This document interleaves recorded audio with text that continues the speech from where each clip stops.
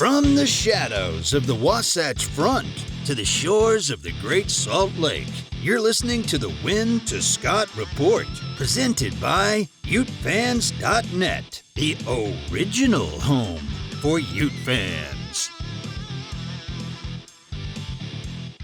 It's returnable.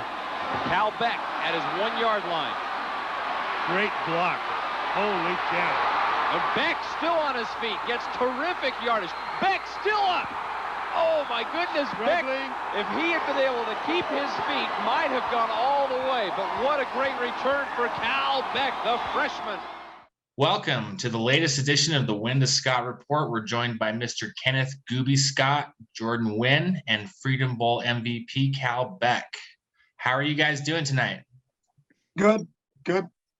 Man, can't complain, man. We alive, we living, we on the podcast. We got Cal in the building. What can be better? Yeah, that's what I'm talking about.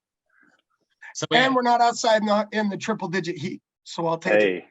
Hey, True. you ain't lying. Well, we have a special guest tonight in Cal Beck. Cal, you were in two of the most memorable plays in Utah football history, long before the Pac-12. At the time, your contributions to the Utes left the team with its highest ranking ever.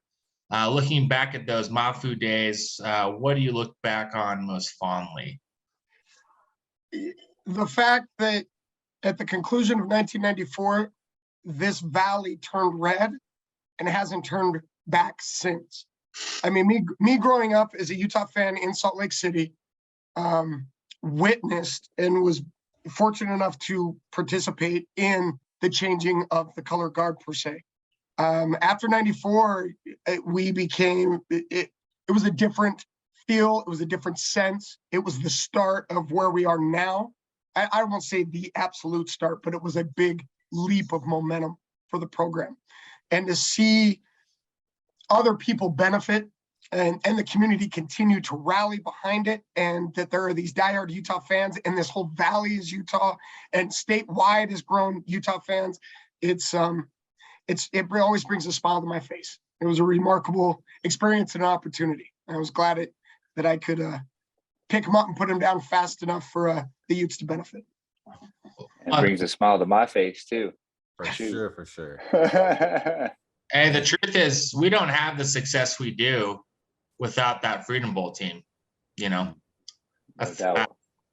So really briefly, I was fortunate enough to witness the buildup of that specific era, because in 1992, we lost to Washington State and Drew Bledsoe in the Copper Bowl, minus a fantastic fourth quarter comeback that fell short. I was there screaming. The next year in 93, we lose to USC in the Freedom Bowl after a great comeback effort by the entire offense and Henry Lusk, who was the MVP of that losing campaign. 94 was the year it was poop or get off the pot. And it was McBride's year to either we're going to get over this hump or we got to go back to the drawing board. And we were fortunate enough to push that limit and for people to see us as a higher caliber team defeating Oregon in Oregon that year. People started to talk about us on a national perspective, and it's only continued to grow from there. Amazing. Yeah, it was epic teams. I mean, that 94 team, we finished ranked number 8, right? Number 8? Finished 8th, beating Desert Swarm, which was the number 1 preseason rated team by Sports Illustrated in that Freedom Bowl. So we finished it. We played Oregon the third game of the year.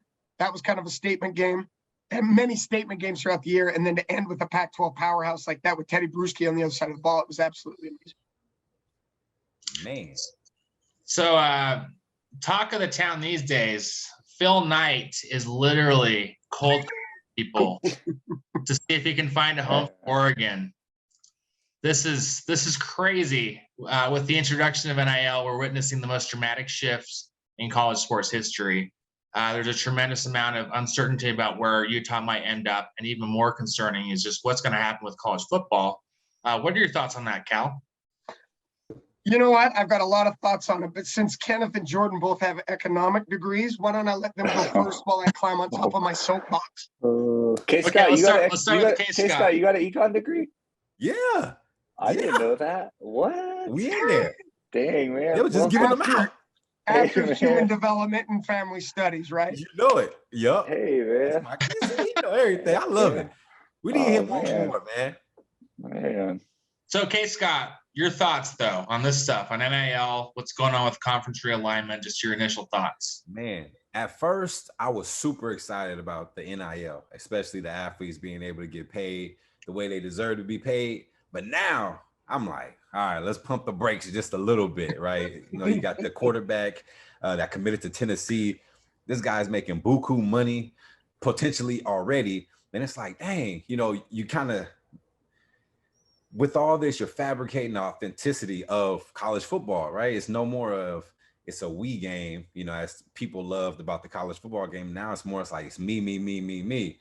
And so, you know, my thoughts about everything and the way that it's going, you know, they need to figure out how we can put a cap on it, you know, because right now it's wide open, right? And I feel like as time grows and things start to happen, they'll bottle things up. But right now it's mayhem, man. College football is turning into a drag show. And sometimes, you know, I'm like, man, like it's good, but then again, it's not good because it's kind of you know, taking the quality out of it. And it's like, man, it's not about ball anymore. It's more about other stuff.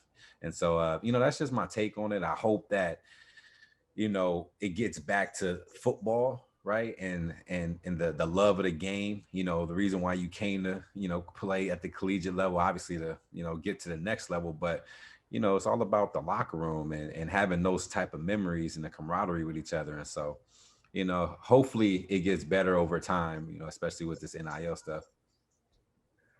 Jordan, what are your thoughts? I think I was born 10 years too early. I could have been a millionaire. No, it's I mean it's obviously wild. I think the NCAA swung the pendulum way too far to the other way. It'd be interesting to see, you know, some of these bigger deals. I feel like the risk factor is kind of out the window right now. You know, as everybody knows on this call, you're one play away from not being able to play, and so you're talking about investing a lot of money into a 19-year-old that, you know, is one play away, hasn't had time to, you know, fully develop into what they can be as an adult and in the NFL, and so. It'll be interesting to see if you know, hopefully I don't wish anybody gets hurt, but when somebody goes down that has a big deal, kind of how that, I mean, do you take the money away from the player? You know, I don't know. Like, I don't know the stipulations in these NIL deals or anything. I think realignment's a total just joke, if I'm being honest. I think it's a nightmare. The fact that the two LA schools are gone, it makes no sense. I know it's a money play, but yeah, I don't know. It's wild, but it'll be interesting to see where Utah ends up. I think of all, you know, you joke about Phil Knight. Phil Knight ain't making any cold calls. I'll tell you that right now. But I think, you know, of all the schools, and certainly in the South, what's left, Utah's in the best position to kind of decide what they want to do. I think they're a fairly well sought after program just based on what they've been able to do. Especially moving over to this conference. I mean, they've been in the championship game so many times and have proven that they can play at that level. So I think whether it's the Big 12 or the ACC or revamped Pac-12, whoever it is, will, you know, they'll want Utah in it, and Utah will be in a good position to win it, no matter what league they're in, I think. Cal, what about you? I reached the top of my soapbox, and I appreciate what the other two gentlemen said, but let's look at how we ended up here in this situation. You have the NCAA, who's been making buku bucks for decades off of, let's admit, cheap labor. Yep. There is no way that they're expending the same amount of money in scholarships awarded to players than they are on the TV deals. And this is what we're seeing rear its ugly head. Just like Jordan just said, the realignment has nothing to do with football. It has to do with pocketbooks and income of media markets. And that's the kick in the teeth for all of us football fans and us former Ute family members. We love to believe as Americans that our golden American sport of football, today's modern day gladiator ring, is a meritocracy. You get what you earn. We love the All-American Rudy story that a kid who goes and puts in the work in the weight room and watches the film and gets up early and does their wind sprints is going to have success. Unfortunately, in the last several years, and with this spring realignment coming to light, we are starting to realize that college football is no longer a meritocracy. It is a power play by the powers that are not going to announce what's in the best interest for the players, the universities, or even the fans of the NCAA. How did we end up getting in this position?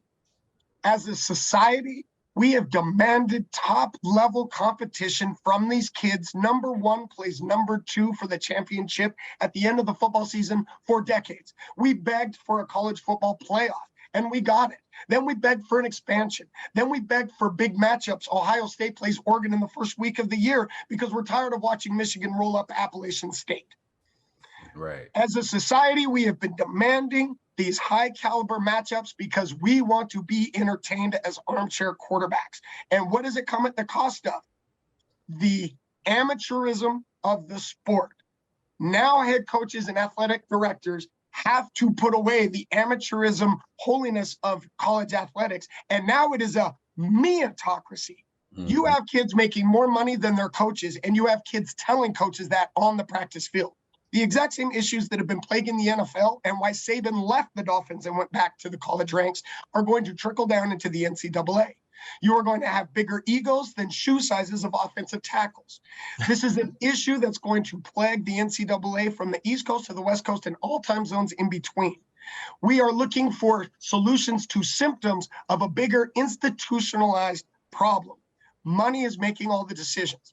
And I'll reverse back and come full circle in saying it is a kick in the teeth when you watch a program like the Utes fight and claw their way to national recognition and put on a display of nothing but top quality character and player development for the next level, and then be told you don't get a seat at the big table just because. And that violates why we love sports to begin with. We love the All-American underdog story, but when the powers that be come in and influence our progress and we hit that glass ceiling, we get a bad taste in our mouth. The college football that I grew up and played in and I've loved to watch is no longer. It will no longer be the same. We will never be able to recognize college football by the same taste. I am just hoping that it's still palatable. Now, what happens with the realignment? At this point, who cares? We have nothing that we can do about it. We can talk about it for another week like we have. But in the end, when does this become a distraction to the players? Because they have no control over this. And eventually they're going to have to check into camp and play football. The money issue muddies the perspective and the goals of all of these athletes. All right. I'm going to ask, let's see. I'm going to start with Jordan Douglas. Jordan Douglas, you were on the honor roll 4 years in high school, but you lettered twice in football. Which accomplishment do you think that your parents, Robert and Simone, are more proud of? I mean, definitely the honor roll. Thank you. Kenneth Wayne, you were student of the month twice at Colony High School. Do you think Theo and Latricia, sorry if I mispronounced that, are more proud of the student of the month, or how many times you lettered 4 years in football, one in basketball for some reason? But do you think that they would be more proud on your academic or your athletic endeavors? Definitely academic. Gotta secure that future. And there's a reason why we call them student-athletes. And the more that first word student gets muddied and blurred, the more we're going to lose the innocence of what we love in college football and kids in America. Let's not make these kids grow up and have to think about tax shelters. Let's let them grow up and chase their NFL and athletic and academic dreams as they see fit and keep the dirty money on the side. Yep.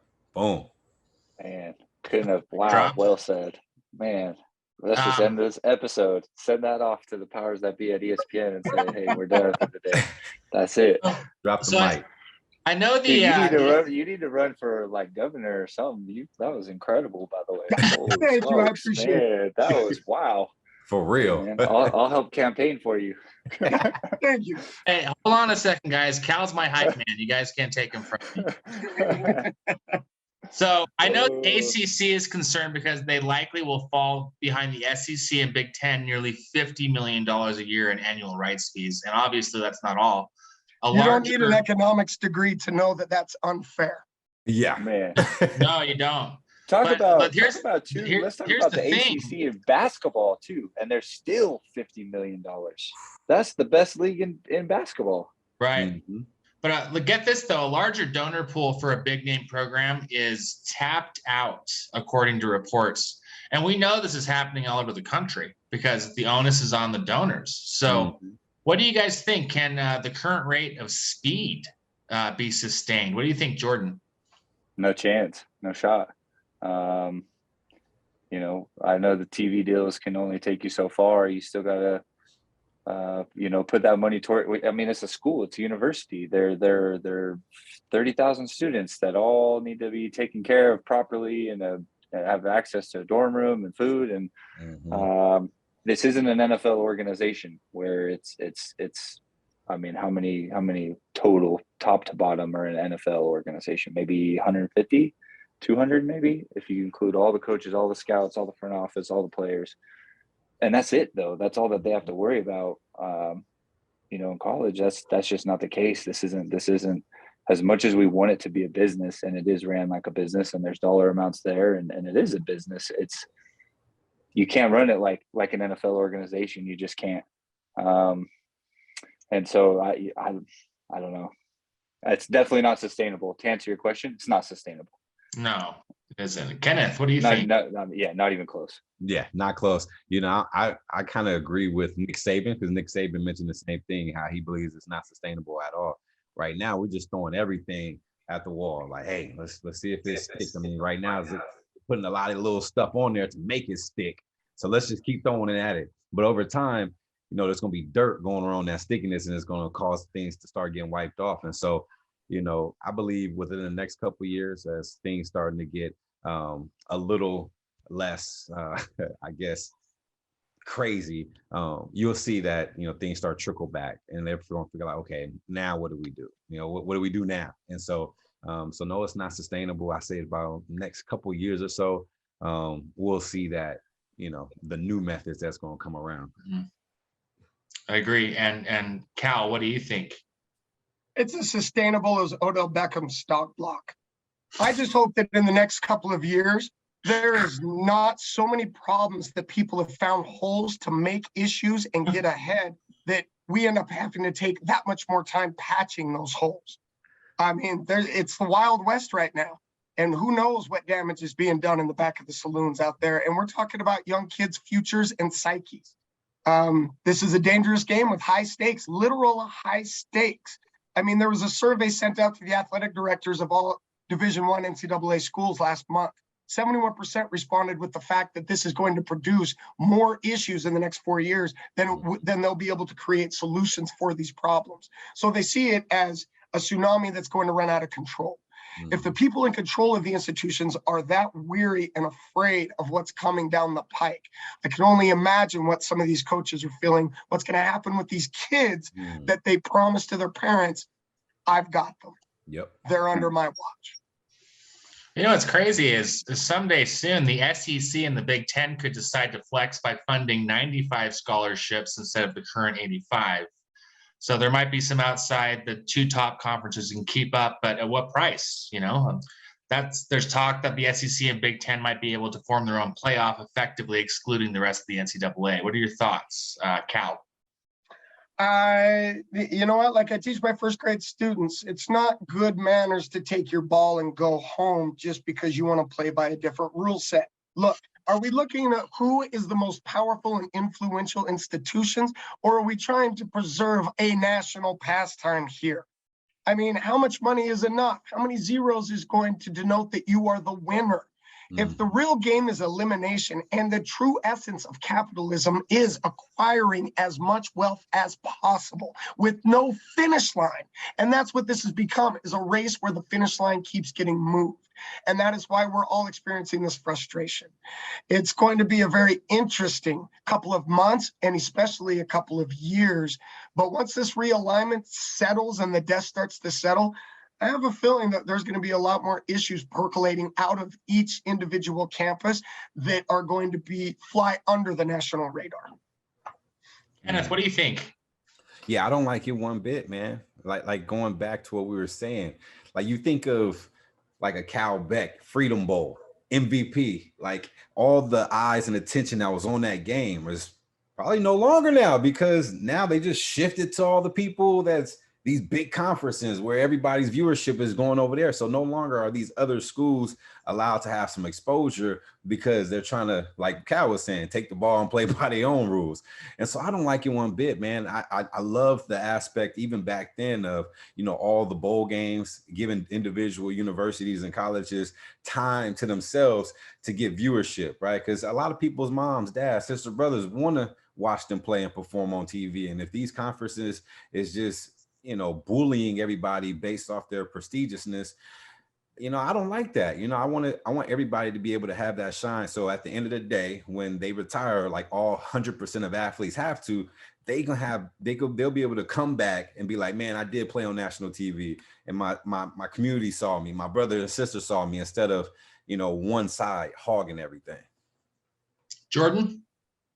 Oh yeah, it's nuts. Could you imagine? I mean, the guy came from money, but can you imagine Johnny Manziel with one of these deals? What he would have done? I mean, he was already going off the wall in college. You know, you're talking about giving that guy. That's what we're talking about, though. We're talking about 18-year-olds that are getting handed millions of dollars with really just it's crazy. Yeah, I mean, and disappointing really if the SEC and Big Ten do decide to do that, because that's just, again, that's taking your ball and going home. And I get it's for the TV money, but that's not it. And I'm entertained nationally in a broader view, being an educator and experiencing this nationwide pushback over and concern over young kids learning social emotional curriculum, because they say there's topics that are too heavy for kids to have to handle. What are we doing with millions of dollars with high school athletes? It used to be first round draft picks would make their millions of dollars in college. Now with NIL, when are these kids going to make their millions? High school. Do we really want that type of environment around high school juniors and seniors trying to worry about what shoes they're going to wear to homecoming? I just see it being an issue.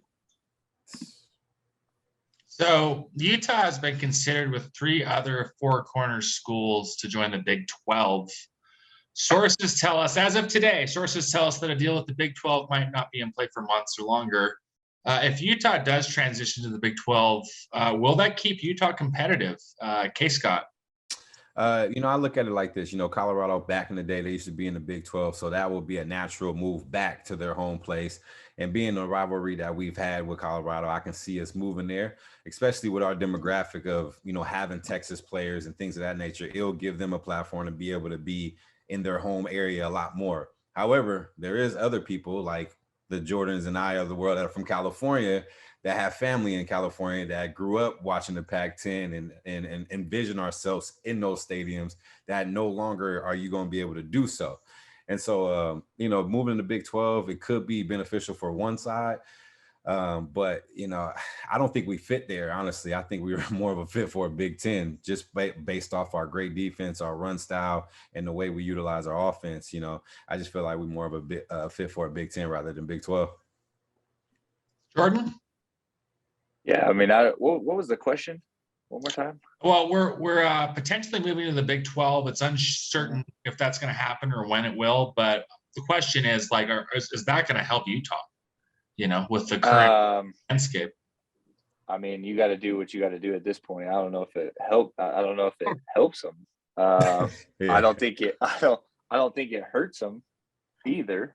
I really don't. If you get down to 3 or 4, you know, super leagues, just get in one. I don't think it really matters. I think, you know, the disappointing thing, like K. Scott said, especially being from California, growing up watching SC, UCLA, Arizona State, I mean, Oregon, watched all of them.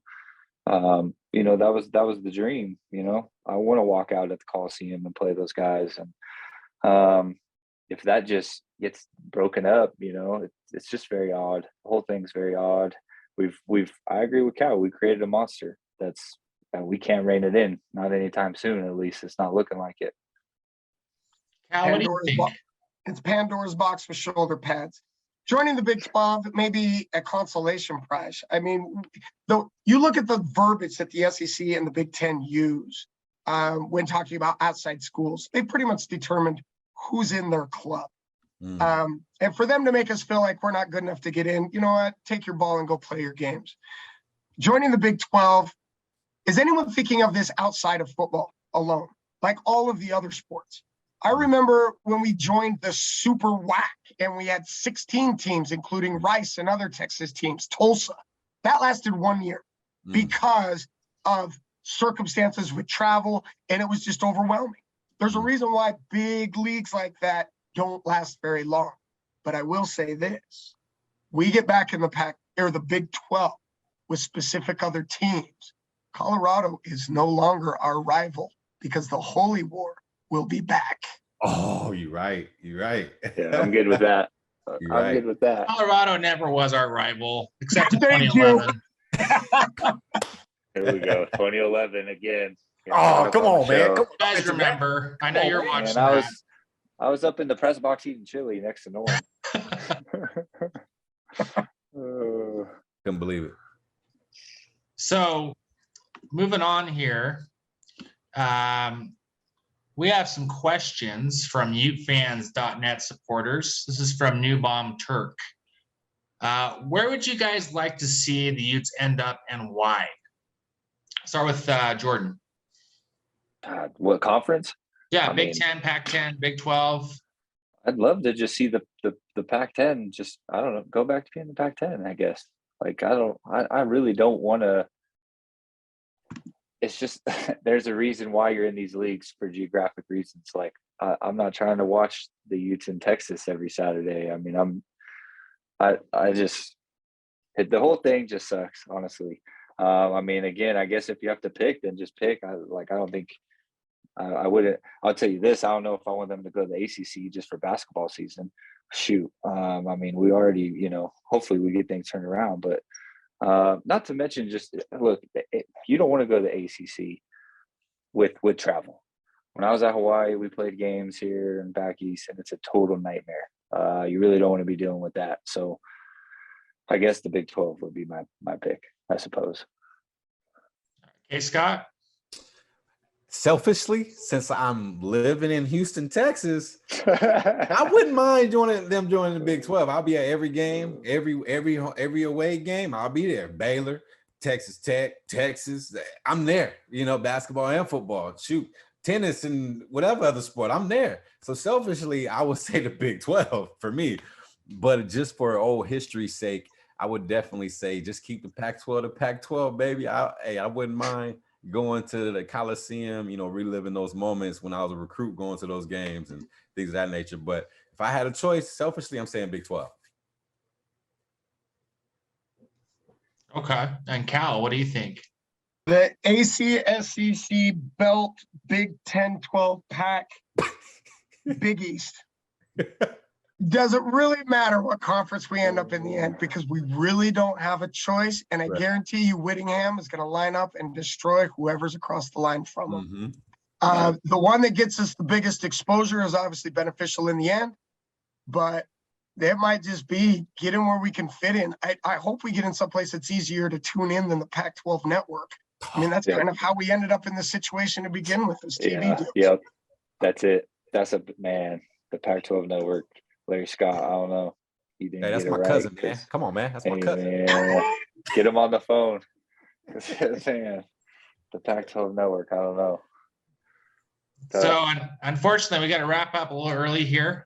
This brings us to the end of our show. We are so grateful to our followers on Facebook, Instagram, and elsewhere for supporting us. UFans.net is the original home for Ute fans, and we do our best to bring you the best content possible. Follow us on social media to stay updated on UFans.net updates. Thanks for joining us.